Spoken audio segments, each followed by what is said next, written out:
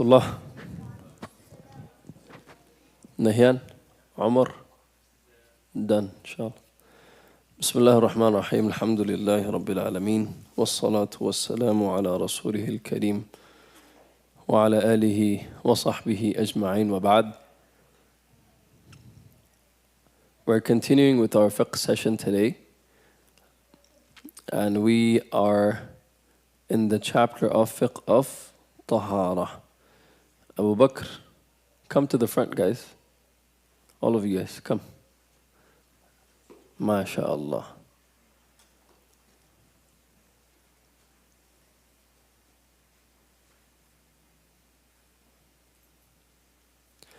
Fiqh of Tahara, it's a very important chapter. We covered fiqh of fiqh of Siyam, fasting, fiqh of Zakah. Now we are fiqh of Tahara, just before we go to fiqh of Salah. They're both very big chapters. And they're very necessary because we need them every day, right? And we mentioned how fiqh of Tahara, purity. So the ulama, when they compiled the fiqh books, what they did is they would go through the pillars of Islam, the 5 pillars of Islam. The first one is kalima. Second one is, and you know the second pillar of Islam? Salah. But the thing is, for Salah, you need tahara, purity, right?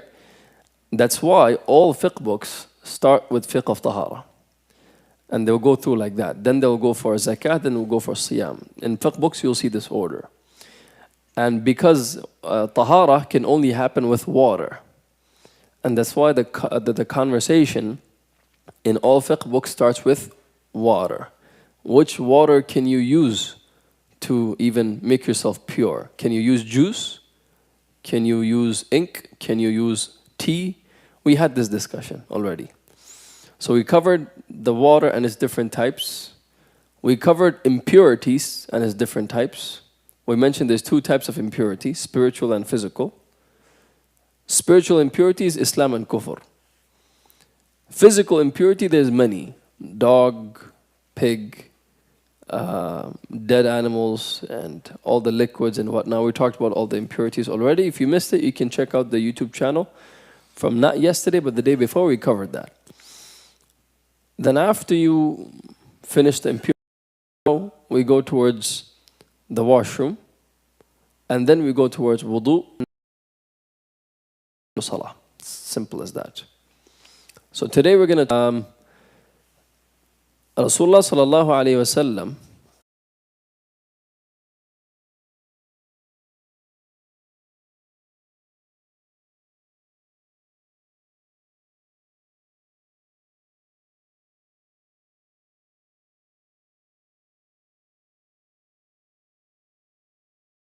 you're going to be with wudu if I say this at all times. But some people can't do it, but it's okay, it's just recommended, right? So when it comes to speaking in the washroom or taking the name of Allah subhanahu wa ta'ala, both of them are disliked in the washroom, right? When it comes to taking the name of Allah with you, like a Quran, something, you shouldn't take that in the washroom either. If it's your phone, if the app is closed, you can take it. If the app is open, it's makruh, it's disliked. You shouldn't have the app open or take the name of Allah subhanahu wa ta'ala on your tongue. You can take it in your heart. It's on your tongue, you shouldn't take the name of Allah subhanahu wa ta'ala in the washroom. When it comes to that. طيب. There's another hadith of Rasulullah sallallahu alayhi wa sallam. He said, لا يخرج الرجلان يضربان الغائط كاشفين عن عورتهما يتحدثان فإن الله يمقت على ذلك. 2 people should not go to the washroom speaking to one another and like being very immodest and showing each other and stuff like that. Allah subhanahu wa ta'ala hates that.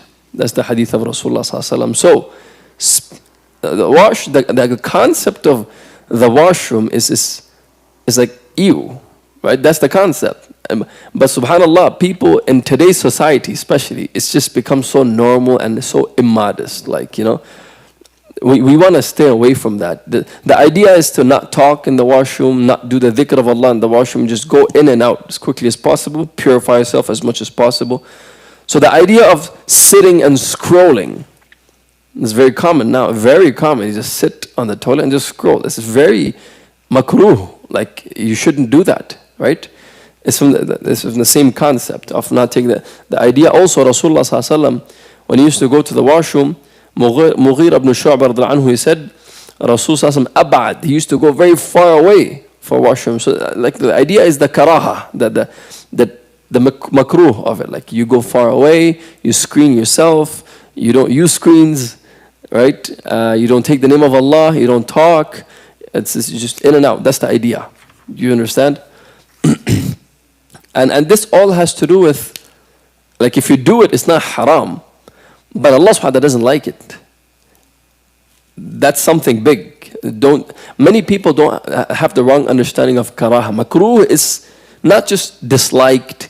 Like, yeah, okay, fine. It's Allah hates it. Why are you doing it? Yani? Does that make sense? All of this has to do with the adab and the akhlaq of using the washroom. طيب. Also, with regards to so we covered quite a few things. Another thing is when you go to the washroom, you should be very careful where you go to the washroom. Like back in the day, for example, there's a hadith, very strong hadith. اتقوا الملاعن الثلاث. Fear, be afraid of 3 things that bring the curse of Allah subhanahu wa ta'ala. Rasul sallallahu alaihi wasallam says. And number 1 is baraza fil mawarid wa qari'ati at-tariq wal-dhill. Using the washroom in water sources and common paths where people walk, and in the shade of a tree where people normally take shade. What this hadith is trying to tell us is that don't use the washroom in places of public benefit. Make sense? Where people walk from there, and you know there's a shade over there, people rest there. Water sources, people drink water from there and stuff like that. This brings the curse of Allah subhanahu wa ta'ala. Hadith of Rasul sallallahu alaihi wasallam. Does that make sense? So it's important also, not just when you go into the washroom, like don't talk and this and that, also where you go to the washroom. You shouldn't go to the washroom. Now, alhamdulillah, we have public toilets, or like toilets that are designated for toilets. So it's not that big a problem, but let's say you're traveling, camping, or whatever the case might be, you gotta be careful. It's not about, okay, back in the day they used to do that, today we have this toilet, we don't have to talk about this. It gives you the idea from which we can extract hikmas and wisdoms and more pious things as to what to do moving forward. Does that make sense? So what we can attract from this, derive from this, is don't go to the public spaces, is that protect the people, protect yourself, your modesty, and don't cause harm to people. La darar wa la dirar. There's like a maxiom, an idiom, not an idiom, maxim. What's it called in? Qaida in Arabic. I don't know what it's called in English. Maxiom, I think. Another thing is when you go for washroom, for example, you should be very careful so it doesn't splatter back on you. We know the hadith of Rasul sallallahu alaihi wasallam, he was walking by a graveyard and he stopped and he asked about a grave and they were being punished. Why? Because they were not careful. One of the reasons why, for 2 reasons. One of them, I don't remember. The second one was urination. He was not careful when they used the washroom. So one time what happened, Rasulullah sallallahu alaihi wasallam, I went to the washroom, used the washroom, standing up. He never did that, but one time he did. So it's not haram to do that, number 1. Number 2, he did, and for various reasons. The reason was, the ground was not, it was like close to a garbage place. Make sense? Where people don't go. That's where he went. And the ground was soft. And he didn't want anything to splatter, so he took precaution. Rasul sallallahu alaihi wasallam. Make sense? The point I'm trying to make is you should take precaution. You should be very careful that it doesn't splatter. Now with the modern toilets, it's very easy to splatter because it's a hard surface. Make sense? You gotta be careful that it doesn't splatter over you. Also, this hadith shows us that in cases where you do need to stand up, it's fine, as long as you're clean. Nothing splatters, you're clean. That's the whole point here. طيب. So we talked about the adab of going to the washroom, where it's kind of, you shouldn't talk, you shouldn't sit on your phone, you shouldn't take the name of Allah, you shouldn't take the Quran with you, inscriptions of Quran with you, the name of Allah. If you have a necklace of Allah, take it out, you shouldn't take it with you. Phone, close the Quran app, you shouldn't sit and scroll. We talked about when you do the place of washroom as well. Yeah, Ahmad, you listening? I'm going to ask you questions. I should take away your phones, huh? Maybe from tomorrow I'm going to take away your phones, all you guys. Where were we? Location. You shouldn't do it in public spaces. Like, people shouldn't be harmed. You should go far away. Also, protect your modesty.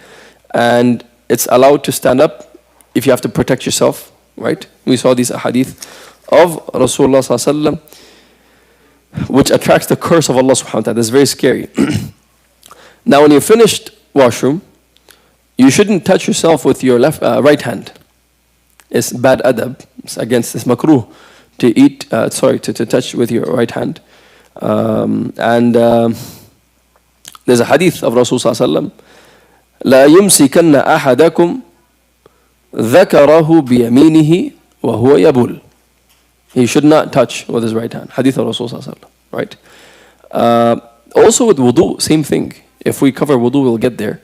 When you put water in your nose, the sunnah of Rasulullah sallallahu alaihi wasallam is to put water with your right and blow with your left, right? Rasulullah sallallahu alaihi wasallam would use his left hand for everything else.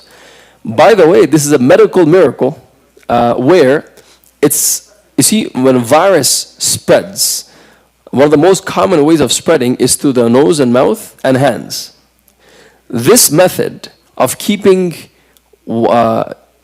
unclean stuff from with your left hand cuts off that cycle and flow of virus and diseases.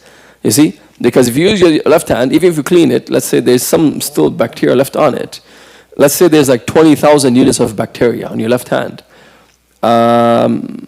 If you even touch your right hand, only 3,000 are transferred, and that's not enough for there to be virus. Medically proven, that's not enough for there to develop virus in your body. You see what I'm saying? It literally just cuts off the flow of diseases from that part of the body, that anything that can develop. Does that make sense? It's very healthy to do this also. طيب. So we talked about not touching with your right hand. We also we should use water to clean. Not only water, you can also wipe. You can also wipe, it's allowed, with things that will effectively clean. Right? You can use, it's fine. The Sahaba used to, at many points in time, didn't have water. It was a desert. They would travel a lot. They would need the water to drink to survive. They would not have water at many points in time. It's best to use both. It's best to use both. But water is the best. طيب. And subhanallah, there's a hadith of Rasulullah sallallahu alaihi wasallam, and it's amazing. It's إذا استجمر أحدكم فليوتر. It's amazing, this hadith. This is a mindset of Rasulullah sallallahu alaihi wasallam. He said, when you do clean yourself, you should do it an odd number of times. Again, all of this is adab, it's wara, it's piety. The more you do it, the better for you and your iman. Odd number of times. Why odd? Allah subhanahu wa ta'ala loves odd numbers. Another hadith, 135. And Rasul tried to implement that. Make sense? Some ulama have said regards to this, like, okay, anything less than 3 is not allowed. What are the case matters? It's a different discussion. Point is odd numbers. Just one time effectively wash it is fine. You can wipe it also. Like only wiping, also fine, as long as you clean it. Only water, also fine. But what happens if your filth is spread onto other parts of the body? Then you have to use water to clean it. Wiping is not enough. Wiping is only for where the filth normally is. Right? بإذن الله تعالى. You can't use, if you are wiping, for example, you can use tissue, you can use stones, you can use wooden sticks, whatever. But you can't use bones. You can't use bones of, and you can't use animal things that dry up, right? Animal dumps that dry up, for example, you can't use that. You can't use bones. And you can't use anything sacred, like something that's respected and honored in the society, like books maybe, or like pens or something like, stuff like that. بإذن الله تعالى عز وجل. That's it when it comes to the washroom. Any questions so far? It's very important for you to protect yourself. Very important. What happens if you get some on yourself? We discussed this earlier. It's najis, it's impure. You need to clean it. Clean it with water until it's gone. Does that mean you have to like soak it in water? No. Just put some water, clean it until it's gone. If it's like a little bit, just a little bit, insignificant amount, that's non-repulsive. It's like, it's not like that. Just very insignificant. Is ignored by all four madhahib. Inshallah. Is that clear? Everyone clear? Let's get to wudu. Inshallah. You have 6 minutes. Should we go into wudu? Or should we leave wudu for tomorrow? I think we'll leave wudu for tomorrow. Can you shed more light on when you're standing and when I think this is... Okay, so the brother asked the question, can you elaborate on standing up and using the washroom? It's recommended to sit down because Rasulullah ﷺ always sat down. But there is a narration that he stood up one time, which means it's not haram. It's recommended to sit down. In a case where you don't have the seat's really dirty, you don't have time to clean, whatever the case, you can stand up. In a case where the toilets are closed and the urinals are open, you can use it. The thing with standing up though is that there's a higher chance of you getting it on yourself. As long as you can protect yourself from that, and it's not a habit, there's nothing wrong with it. Yeah. But Rasul Sallallahu always, why did he always sit down? There's a reason for that. Right? Bidnillahi ta'ala azza wa jal. Yes. Was the clothing at that time different that allowed easier like sitting versus like standing? Like for example, The clothing was different. They would wear, I don't know to what extent. I don't know if they had pants. They had. it's hard to like squat, like let's say if you're camping, Yeah. squat with the jeans. Yeah. So the idea is to not get it on yourself. That's it, Lani. That's the idea. So if you can manage that, it's fine. Inshallah, yes. Is there any hadith regarding like covering it? Like let's say you did it somewhere like in the Covering yourself. Oh, I forgot to mention one more important thing. SubhanAllah. You shouldn't face the Qibla. Or face your back towards the Qibla. But if you're indoors, it's fine. If you're indoors, like when you pray Salah, you're facing the Qibla, but if someone puts a barrier in front of you, someone can walk in front of you, it's fine. It's like that. When you put a wall, when there's a barrier, it acts like a sutra. Then you're not really facing the Qibla type of thing. It acts like a barrier. But if you're out in the open, and Qibla is a certain way, you shouldn't face that way, or neither should you face your back to it that way. It's recommended for Muslimin when they create and build buildings to build the washrooms and design them in a way where the building accommodates for this, but if it doesn't, it's fine. And again, you will be rewarded by Allah subhanahu wa ta'ala for trying to have more taqwa. Bidnillahi ta'ala azza wa jal. So don't go to the washroom and like sit sideways or something. You don't have to do that. There's a hadith of this when Muslims conquered the Roman lands and the Persian lands. One Sahabi, I don't remember the name of who, he would go, they had toilets, they were facing the Qibla, but they were indoors. So he would sit like crooked on the toilet. So Abdullah ibn Umar said, no, this is not talking about, it's an explicit hadith. Abdullah ibn Umar, son of Umar, he said this is only talking about outdoors, not indoors. So it's clear there. Bidnillahi ta'ala azza wa jal. And that's it when it comes to washroom etiquettes. If you benefited from it, share the video.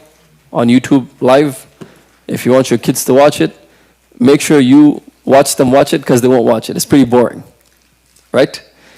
And they might not get some references that I purposely left out and I didn't mention it in my language. You might have to explain or something, whatever, up to you guys, inshallah. May Allah subhanahu wa ta'ala give us the understanding. May Allah subhanahu wa ta'ala give us the purity of the body and the soul and the heart.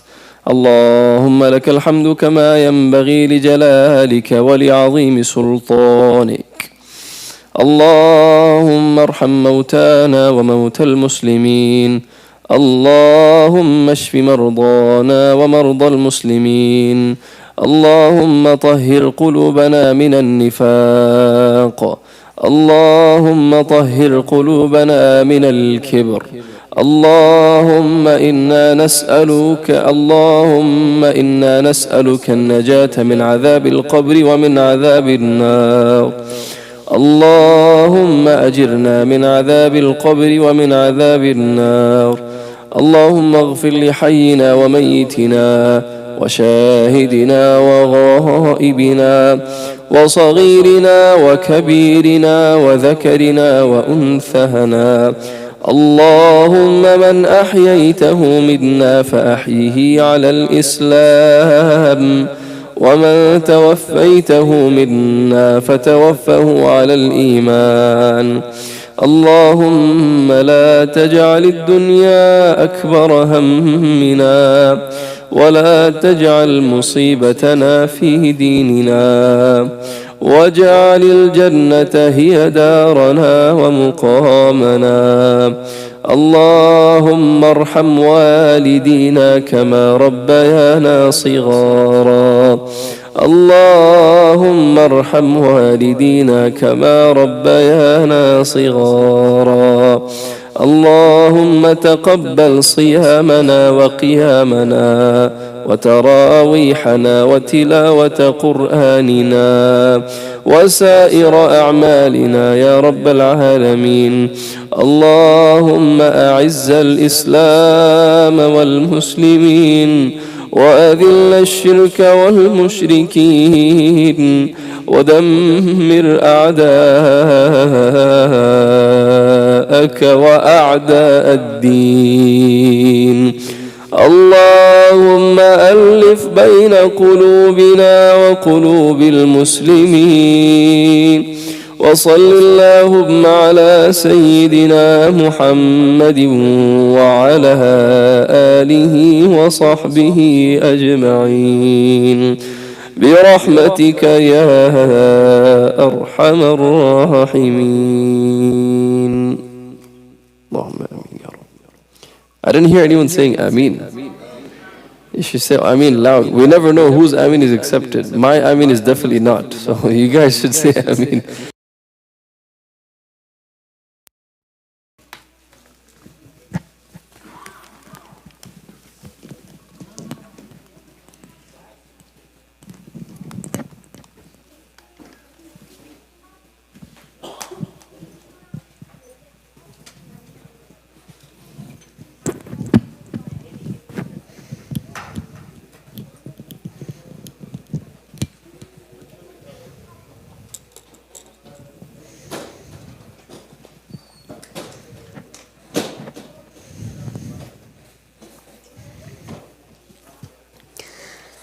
الله أكبر الله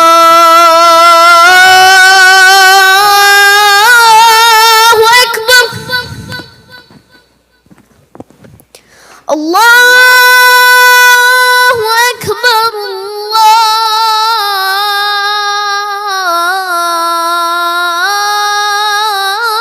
الله أكبر.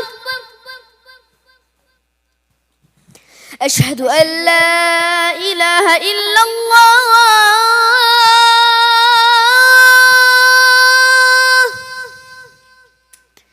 أشهد أن لا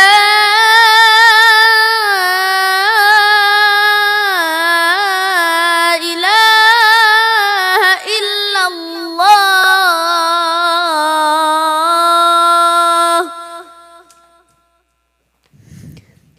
أشهد أن محمد رسول الله.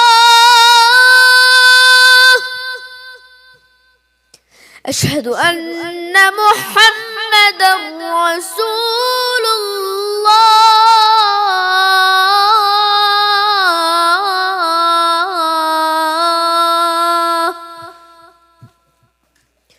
حي على الصلاة.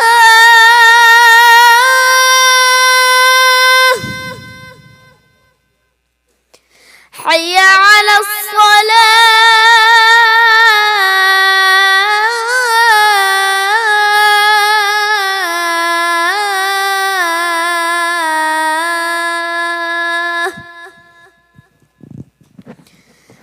حي على الفلاح.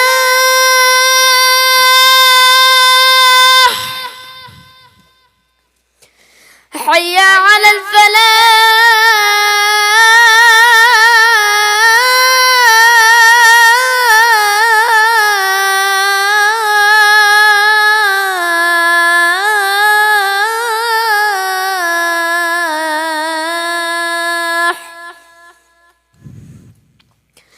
الله أكبر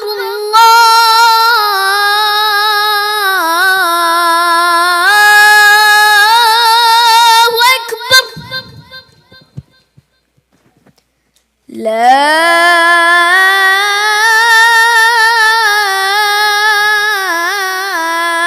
إله إلا الله.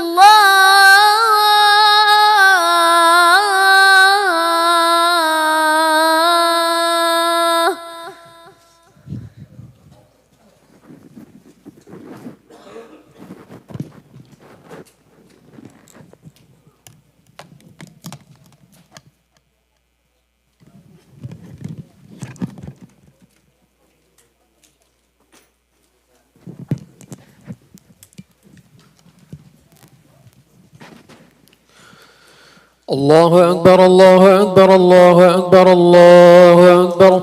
أشهد أن لا إله إلا الله. أشهد أن لا إله إلا الله. أشهد أن محمد رسول الله. أشهد أن محمد رسول الله. حي على الصلاة حي على الصلاة حي على الفلاح حي على الفلاح. قد قامت الصلاة قد قامت الصلاة. الله أكبر الله أكبر. لا إله إلا الله.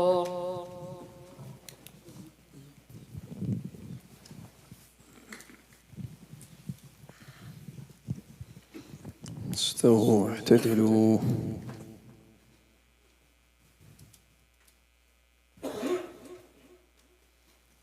Fill the gaps, inshallah.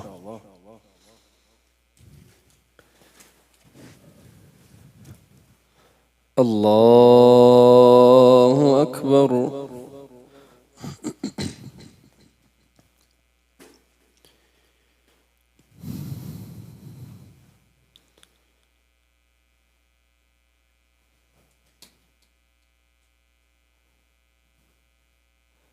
الحمد لله رب العالمين الرحمن الرحيم مالك يوم الدين إياك نعبد وإياك نستعين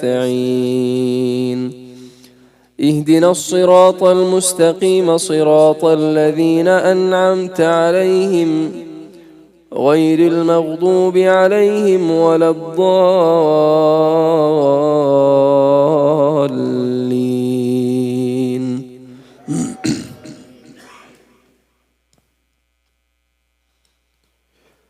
إن للمتقين مفازا حدائق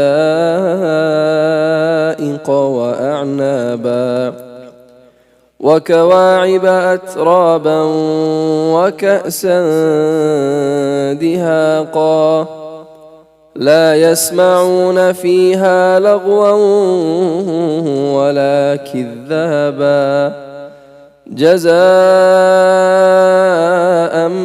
من ربك عطاء حسابا رب السماوات والأرض وما بينهما الرحمن لا يملكون منه خطابا يوم يقوم الروح والملائكة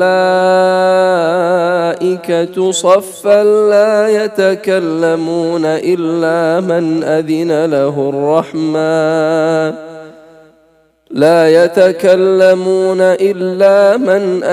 له الرحمن وقال صوابا. ذلك اليوم الحق فمن شاء اتخذ إلى ربه مآبا. إنا أنذرناكم عذابا قريبا يوم ينظر المرء ما قدمت يداه ويقول الكافر يا ليتني كنت ترابا. الله أكبر.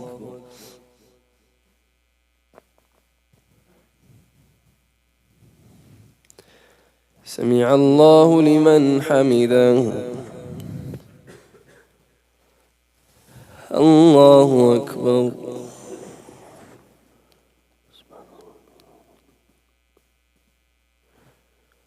الله أكبر. الله أكبر.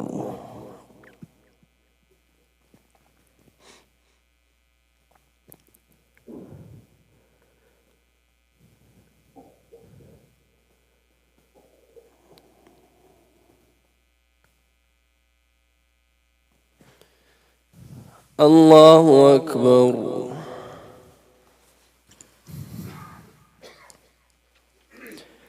الحمد لله رب العالمين الرحمن الرحيم مالك يوم الدين. إياك نعبد وإياك نستعين.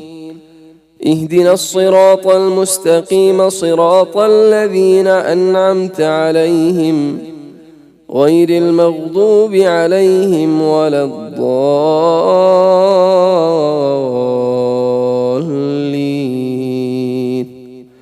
آمين.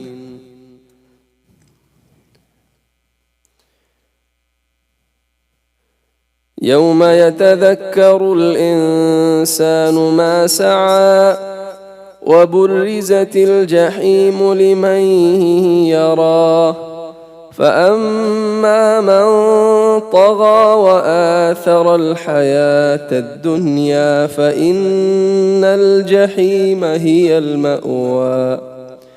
وأما من خاف مقام ربه ونهى النفس عن الهوى فإن الجنة هي المأوى. الله أكبر.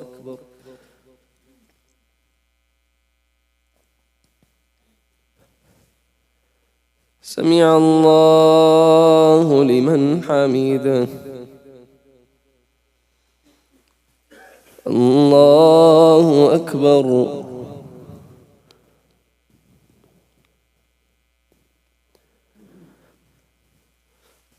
الله أكبر. الله أكبر.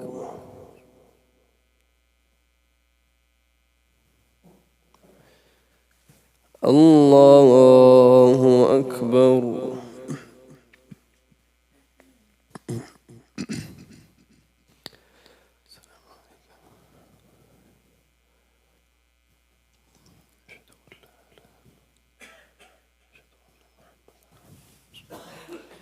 الله أكبر.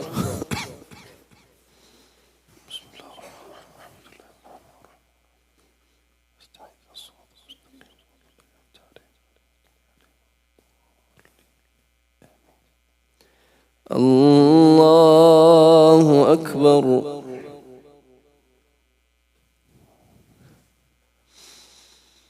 سمع الله لمن حمده. الله أكبر.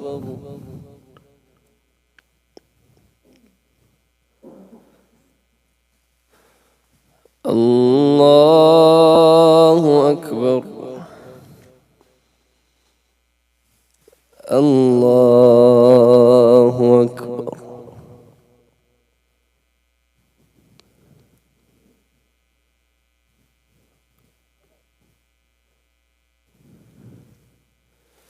الله أكبر.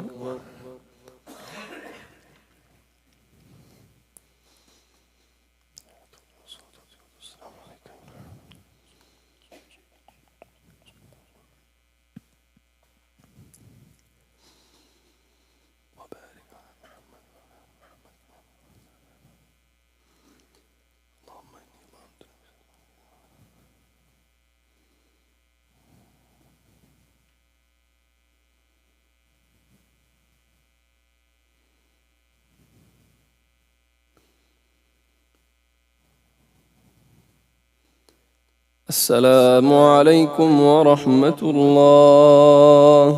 السلام عليكم ورحمة الله. استغفر الله ربي. اللهم اغفر لنا وكفر عنا سيئاتنا. Assalamu alaikum wa rahmatullah, brothers. We're still looking for sponsors for water bottles, inshallah. If you can sponsor them, that'd be amazing. May Allah subhanahu wa ta'ala accept from all of you and all of us. Jazakumullah khairan.